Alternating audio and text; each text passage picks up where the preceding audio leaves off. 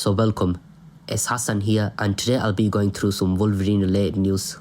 Now Wolverine was recently announced at a Sony PlayStation event, and the teaser trailer blew everyone's mind away. There is just so much excitement around this game, and the sole reason isn't just because it's a Wolverine game. The fact that this game is going to be developed by Insomniac, the people who made the recent Spider-Man games, is why the fans and the gaming community as a whole are already starting to get so hyped for this game.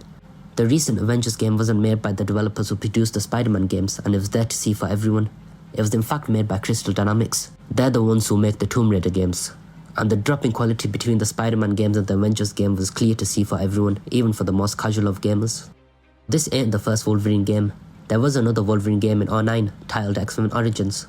It was based off the highly disliked and badly reviewed movie X-Men Origins, but the game itself was received really well. Nevertheless, it did have its limitation, with the combat being fairly simple. You could pretty much button mash your way through levels, so hopefully this yet to be released Wolverine game has a lot more variety in terms of controls.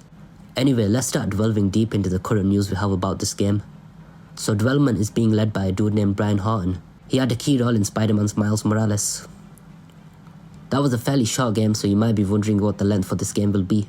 Rest assured though, this will be a full-length game, as Brian confirmed himself on his official Twitter account. Something else he confirmed is that the game will have a more dark tone as opposed to the recent vibes of the Spider-Man games. Now this piece of news is just bound to take the excitement levels of fans to another level, as the character is deserving of a more dark rated game.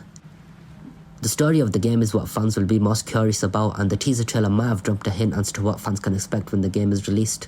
A teaser which caught the eyes of fans and gaming journalists alike was the possibility of the Incredible Hulk appearing in the game. Marvel's creative vice president told fans to look at the cash register in the announcement trailer. Doing this, we can read 1947 across the cash register's monitor. This looks to be a reference to the debut appearance of the Wolverine in the Incredible Hulk comic book issue 181.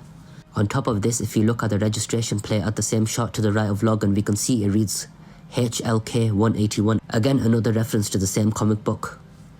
This could potentially be setting up the Hulk's debut in the Insomniac Spider-Man universe, with the Hulk in Crystal Dynamics Avengers game already confirmed to be set in a different universe to the Insomniac games.